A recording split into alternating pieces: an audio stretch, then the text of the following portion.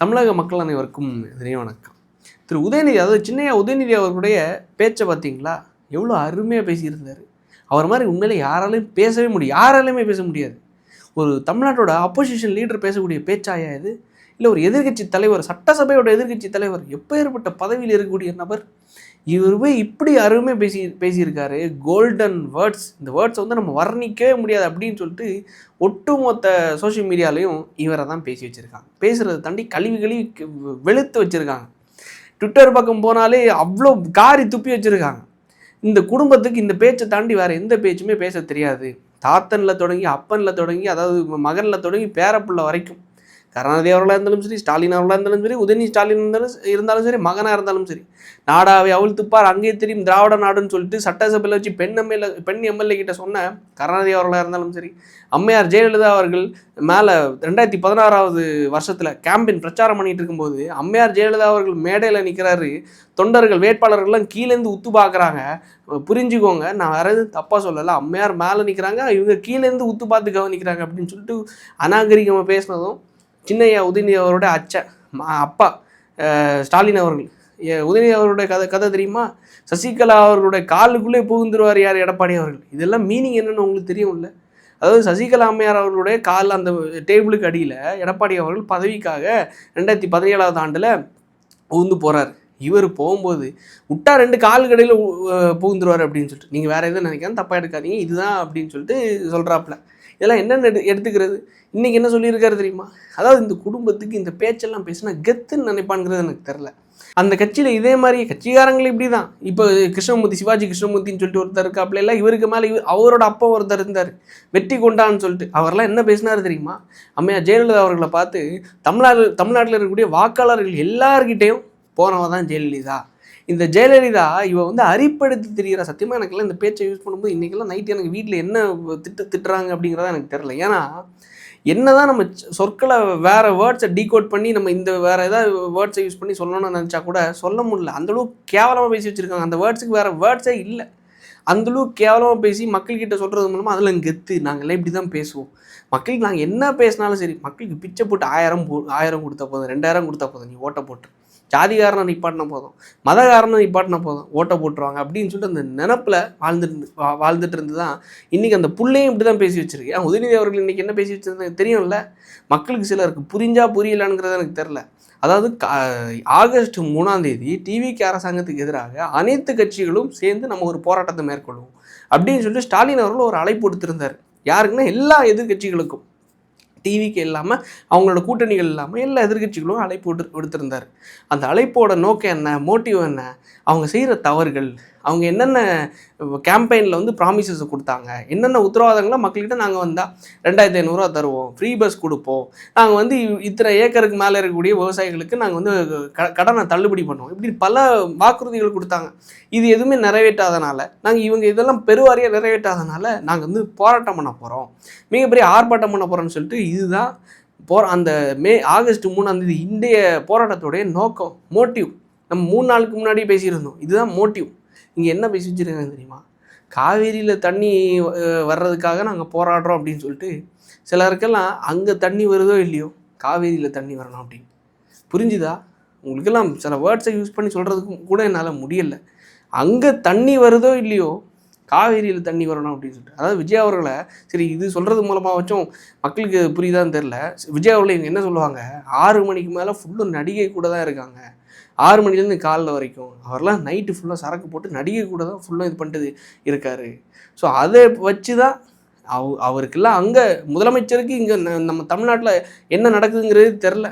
காவேரியில் தண்ணி வரல, அங்கே தண்ணி வருது இல்லையே, எங்களுக்கு காவேரியில் தண்ணி வரணும் அப்படின்னு சொல்லிட்டு சிரிச்சுட்டு அடுத்து என்ன சொல்கிறாப்புல, புரிஞ்சுக்கோங்க, நான் தப்பாக எதுவும் சொல்ல, புரிஞ்சுக்கோங்க அப்படின்னு சொல்லிட்டு கீழேருந்து தொண்டர்கள் கைதட்டுறாங்க. அந்த உளுந்தம்பருப்புகள், இந்த உளுந்தம்பருப்புகளுக்கு இதை கேட்டு அவங்களுக்கு இந்த டோப்பமைன் சுரந்துருச்சு. இந்த தலையில் ஒன்று இருக்கும், ஒரு ஹார்மோன் டோப்பமைன்னு சொல்லிட்டு.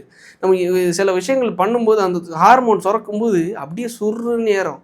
அதெல்லாம் இவங்களோட பேச்சுக்களை கேட்கும்போது அவங்களுக்கு வந்து அந்தளவுக்கு ஒரு நல்ல ஒரு ஹாப்பினஸ் கிடைக்குதுன்னு நினைக்கிறேன் இவங்களோட இந்த பேச்சுக்களை கேட்கும்போது. அதாவது வேறு ஒன்றும் கிடையாது, அவ்வளோ கொடுங்கோலான ஆட்சி கொடுத்தது தான் போன ஆட்சி. அந்த ஆட்சி கொடுத்தனால தான் உண்மையில சொல்கிறேன். இன்றைக்கி சரி டிவிக்கு லாஸ்ட் இந்த 2 மாதத்தில் என்னென்ன தவறுகளை செஞ்சுருக்காங்க, அந்த தவறுகள்லாம் பட்டியலிட்டு நீ ஒரு வீடியோவாக பேசுவோம் அப்படின்னு சொல்லிட்டு இன்றைக்கி எடுத்திருந்தேன். காலைல ஒரு 11 மணிக்கு எடுத்திருந்தேன். அப்போ எடுக்கும்போது தான் லைக் வந்து இந்த மாதிரி எம்எல்ஏ வந்து டயரை வந்து இன்ஸ்பெக்ட் பண்ணார். அதை தாண்டி வந்து இங்கே வந்து ஒன்றிய செயலாளர் ஒரு பெண்கிட்ட போஸ்டிங் போட்டு தரேன்னு சொல்லிட்டு அங்கே வீடியோ கான்ஃபரன்ஸில் அத்துமீறிட்டார். இன்னொரு இடத்துல ஒரு போஸ்கோ ஒரு வழக்கு. ஸோ அங்கே இன்னொரு இடத்துல வந்து வழக்கறிஞருக்கான நியமனத்தில் 15 லட்சத்துக்கு 12 லட்சம் தரேன் அப்படின்னு சொல்லிட்டு அங்கே ஒரு முறைகேடு. ஸோ இப்போ ஏற்பட்ட இவ்வளோ விஷயங்கள் நடக்குது. இன்னொரு இடத்துல 1,50,000 லட்ச ரூபா வந்து ஒரு ஊராட்சி மன்ற தலைவர் வந்து லஞ்சம் வாங்கினார்னு சொல்லிட்டு அவரை வந்து கைது பண்ணி புழல் அடைச்சாங்க. இவ்வளோ குற்றங்கள் என்னால் எடுக்க முடிஞ்சிச்சு. சரி ஓகே, டிவிக்கு அரசாங்கத்தில் இவ்வளோ சம்பவங்கள் நடந்திருக்கு, இதெல்லாம் நம்ம எடுத்து பேசுவோம் அப்படின்னு சொல்லிட்டு. சரி, இதையும் போன ஆட்சியில் நடந்த ஒரே ஒரு இன்சிடெண்ட் கூட கம்பேர் பண்ணும்போது கூட இது எல்லாத்தையும் அது பூர்த்தி பண்ணலை. அதாவது அந்த ஒரு இன்சிடெண்ட்டுக்கு இது எல்லாமே பூர்த்தி ஆகலை. என்ன தெரியுமா, 2022 வருஷத்தில் நந்தன் சொல்லிட்டு கிட்டத்தட்ட 60லேருந்து 70 வயது மதிக்கத்தக்க ஒரு முதியவர். இவர் என்ன பண்ணுறாரு, கரெக்டாக திருத்தணி என்றும் ஒரு பகுதியில், திருவள்ளூர் மாவட்டத்தில் திருத்தணி என்னும் பகுதியில் வசித்து வர்றார். 2022 அந்த காலகட்டத்தில் டிஎம்கே கவர்மெண்ட் ரூல் பண்ணிகிட்டு இருக்கு. அந்த டைமில் வந்து என்ன பண்ணுறாங்க, ரேஷன் கடையில் வெல்லம் இஷ்யூ பண்ணுறாங்க. அதாவது பொங்கல் டைமில் வெல்லம் இஷ்யூ பண்ணுறாங்க. பனைமரத்துலேருந்து எடுப்பாங்களே, அந்த வெள்ளத்தை கொடுக்கும்போது இவருக்கு வீட்டுக்கு வந்து பார்க்குறாரு, ஒரு செத்த பள்ளி அந்த வெள்ளத்தில் இருக்குது. அந்த பேக்கில் வந்து அந்த அரசாங்கத்துலேருந்து அந்த ரேஷன் கடையிலேருந்து கொடுக்கப்பட்ட அந்த பேக்கில் வந்து செத்த பள்ளி இருக்குது. இவர் என்ன பண்ணிடுறாரு, அது வீடியோ காட்சி எடுத்து இஷ்யூ பண்ணி பெரிதுபடுத்துறாரு. இந்த மாதிரி டிஎம்கே கவர்மெண்ட்டில் இந்த மாதிரி வந்து எங்களுக்கு கொடுத்து வழங்கப்பட்ட வெள்ளத்தில் வந்து இந்த மாதிரி செத்த பள்ளி இருக்குது அப்படின்னு சொல்லிட்டு. இத்தனைக்கும் அவர் ஏடிஎம்கே கட்சிக்காரர். ஆப்போசிஷன், அந்த டைம் ஆப்போசிஷன் பார்ட்டியாக இருந்தது யாருன்னா அதிமுக. அப்போ வந்து டிவிக்கு எல்லாம் கிடையாது. எதிர்கட்சியாக இருக்கக்கூடிய ஒரு கட்சி சார்ந்த ஒரு நபர் இப்படி வந்து ஒரு இஷ்யூவை ரைஸ் பண்ணும்போது இந்த திமுக கவர்மெண்ட் என்ன பண்ணாங்க தெரியுமா, ஐபிசி செக்ஷன் 341, இன்னொன்று ஐபிசி செக்ஷன் 505 ஆஃப் கிளாஸ் 2. ஒன்று வந்து ஒரு மைனர் ஒரு அஃபென்ஸ் தான், இன்னொன்று வந்து இரு பிரிவினர்களுக்கு இடையில் இவர் வந்து ஒரு வன்முறையை தூண்ட பார்க்குறாரு அப்படின்னு சொல்லிட்டு 2 வழக்குகள், அதாவது சம்மந்தமே இல்லாத, அதாவது இவர் இப்போ இஷ்யூ பண்ணது என்னது, எனக்கு கொடுத்த வெள்ளத்தில் வந்து இந்த மாதிரி பள்ளி செத்து கிடந்திருக்கு அப்படின்னு சொல்லிட்டு இதுக்கு 2 வழக்குகளை போட்டு அதில் வந்து இன்னும் ஒன்று பெயிலபிள், இன்னொன்று நான் பெயிலபிள், அப்போ ஏற்பட்ட ஒரு வழக்கு போட்டு அந்த ப்ரெஷர் தாங்க முடியாமல் அவரோட மகன் குப்புசாமின்னு சொல்லிட்டு சென்னையில் பிஸ்னஸ் பண்ணிகிட்டு இருக்காப்புல, 33 வயசு. அவர் என்ன பண்ணிடுறாரு, 2022 வருஷத்தில் தந்தை மேலே திமுக கவர்மெண்ட் இந்த மாதிரி வந்து ஒரு ப்ரெஷரைஸ் பண்ணுற அளவுக்கு இந்த மாதிரி தவறாக ஒரு அழுத்தத்தை கொடுத்து ஒரு வழக்கு போட்ட உடனே தீ குளிச்சு இறந்துட்டார். இந்த அளவுக்கு பொய் வழக்கு போட்டு இன்னொரு பாட்டியை கூட இதே மாதிரி தான் 1000 ரூபா வந்து எனக்கு வந்து மாத தொகை வரல அப்படின்னு சொல்லிட்டு வேற எங்கேயும் கிடையாது, செவரில் சேட்டு எடுத்து வீசிடுறாப்புல. அந்த பாட்டியை தனிப்படை வச்சு தேடி கைது பண்ணது யாருன்னா இந்த திமுக கவர்மெண்ட். இன்னொரு விஷயம் தெரியுமா, நம்ம பொன்முடி அவர்கள்கிட்ட இந்த தண்ணி பிரச்சனை வரும்போது, அதாவது மழை பெஞ்சு தண்ணி தேங்கும் போது பொதுமக்கள், அந்த ஊர் மக்கள் என்ன பண்ணுறாங்க, விழுப்புரத்தில் சேட்டால் அவர் மேலே அடிச்சிடுறாங்க, அந்த சட்டையில் அடிச்சிடுறாங்க. நம்ம அவ்வளோதான் தெரியும். சரி, மக்கள் வந்து எவ்வளோ பிரேவாக அடிச்சிட்டாங்க பாருங்களேன் அப்படின்னு சொல்லிட்டு. அடுத்து என்ன நடந்துச்சு தெரியுமா, 2 மாதத்துக்கு அந்த ஊர் மக்கள் யாருக்குமே நிம்மதியான தூக்கமே கிடையாது. ஒட்டுமொத்த ஊர் மக்களோட வீட்டு கதவையும் தட்டி நைட் டைம் போலீஸு நீ தானே அடிச்சுன்னு சொல்லிட்டு அந்த ஊர் மக்களோட ஒட்டுமொத்த ஆம்பளைங்களையும் பொம்பளைங்களையும் தூங்க விடாத அளவுக்கு அந்தளவுக்கு சித்திரவாதை. அந்த பொதுமக்கள் அடுத்தது தான் வெளியே வந்து சொல்கிறாங்க. இப்போ ஏற்பட்ட இன்சிடெண்ட் ஒவ்வொரு சின்ன விஷயத்தையும் மக்களை வச்சு செஞ்சாங்க. கிட்னி திருட்டில் தொடங்கி எப்போ ஏற்பட்ட விஷயங்கள். ஏன் இன்றைக்கி சொல்கிறாரு, இங்கே வந்து திருட்டு விசிடி விற்ற ஒருத்தர் அமைச்சர், திருட்டு சிடி விற்றவன் ஒரு அமைச்சர், பிளாக் டிக்கெட் விற்றவன் ஒரு அமைச்சர், இன்னொருத்தன் வந்து இங்கே லைக் லாட்ரி விற்கிறவன் ஒரு அமைச்சர். இப்போ ஏற்பட்ட ஒருத்தங்க தான் இங்கே அமைச்சரவையில் ஒரு கேபினெட்டை ஃபார்ம் பண்ணி டிவி கவர்மெண்ட் அமைச்சிருக்காங்க அப்படின்னு சொல்லிட்டு. என்னையா சொல்லிட்டு இருக்கீங்க? ஒருத்தர் வந்து ரசிகர் மன்றத்திலேருந்து ஒரு கவர்மெண்ட்டை ஃபார்ம் பண்ணும்போது அந்த ரசிகர் மன்றத்தில் இருக்கவன் என்னவா இருப்பான், தொழில் பண்ணுறவனே இருப்பான், பெரிய பிஸ்னஸ் மேனும் இருப்பான், ஆண்டர்ப்ரனரும் இருப்பான், பெரிய படித்தவனே இருப்பான், விசிடி விற்கிறவனே இருப்பான், பிளாக் டிக்கெட் விற்கிறவனே இருப்பான். யாரை பொறுப்பில் போடணும் அப்படின்னு சொல்லிட்டு 2 ஆண்டுகளில் ப்ரெஷரைஸ் பண்ணி எவனெல்லாம் போட்டாச்சு, யாரெல்லாமோ போட்டாச்சு. போட்டதுக்கப்புறமா இங்கே வந்து வேட்பாளர்கள் நிப்பாட்டும் போது கடைசி நேரத்தில் பல தொகுதிகள் வேட்பாளர் நிப்பாட்டுறதுக்கே முடியலை. அந்த தருணத்தில் வேறு வழியே இல்லாமல் வந்தவங்க போனவங்க பிற கட்சிகள்லேருந்து வந்தவங்க எல்லாருமே வேட்பாளர் யாரா கடைசி வரைக்கும் என்ன சொல்லிட்டு இருந்தாங்க, டிவிக்கு வந்து அதிமுக கூட அலையன்ஸ் போக போகுது பாருங்கள், பிஜேபி கூட அலையன்ஸ் போக போகுது பாருங்கள், இப்படின்னு சொல்லிட்டு போயிட்டு இருந்த தருணத்தில் வேறு வழி இல்லாமல் எல்லாருக்கிட்டையும் எல்லா தொகுதியிலையும் வேட்பாளர்களை போட்டு விட்டாங்க. மக்கள் கொடுத்த வெற்றி தான், விஜய் அவரோட ஃபேஸ் வேல்யூக்காக போடப்பட்ட இந்த ஓட்டு தான் இன்றைக்கி 108 சீட்டாக இன்றைக்கி வந்து அவங்க ஆட்சி பிடிச்சிருக்காங்க. பிடிச்ச விஷயத்த கீழே இருக்க ஒவ்வொரு வேட்பாளரை எடுத்து ஒரு வெறுப்பை கக்கிறதுக்காக இவங்க பண்ணுறாங்களே, இது எதுவுமே அவங்க பண்ண ஒரு சின்ன விஷயத்துக்கு கூட ஈடாகாது. அதனால் நான் சரி ஓகே இன்னைக்கு கண்டென்ட் எடுக்கலாம், இந்த 2 மாதத்தில் டிவி கவர்மெண்ட் என்ன தவறு செஞ்சுருக்காங்க அப்படின்னு சொல்லிட்டு எடுக்கலான்னு நினைக்கும் போது இந்தளவுக்கு கோழி குஞ்சில் தண்ணி வரல அப்படின்னு சொல்லிட்டு பேசின பேச்செல்லாம் கைதட்டிட்டு இருக்காங்களே. உண்மையில சொல்கிறேன், இதுக்கும் இந்த அநாகரிகமான பேச்சுக்கும் முட்டு கொடுக்குறதுக்கு இங்கே பல உளுந்தம்பருப்புகள் வருவாங்க. தயவு செஞ்சு எப்படி வீட்டில் எண்ணெயில் அழகாக பருப்புகளை வேக வச்சு எடுப்பீங்களோ அது மாதிரி வறுத்து எடுத்துக்கோங்க மக்கள். ஏன்னா இந்த கட்சிங்கிறது, இந்த குடும்பங்கிறது தமிழ்நாட்டை எந்த அளவுக்கு அடமானம் வச்சாங்களோ அந்தளவுக்கு மக்களை வயிற்றில் அடித்தாங்க, வயிற்றில் அடித்து சம்பாதிச்சாங்க. அவங்களுக்காக முட்டு கொடுக்குறது. ஐயோ எங்கள் அண்ணன் வந்து அப்படி பேசலை, எங்கள் அண்ணன் அப்படியெல்லாம் பேச மாட்டார், எவ்வளோ அழுகாக அருமையாக பேசினார். ஏன் காவேரி பற்றி அவர் பேசினார், அதே நீ சொல்லலை?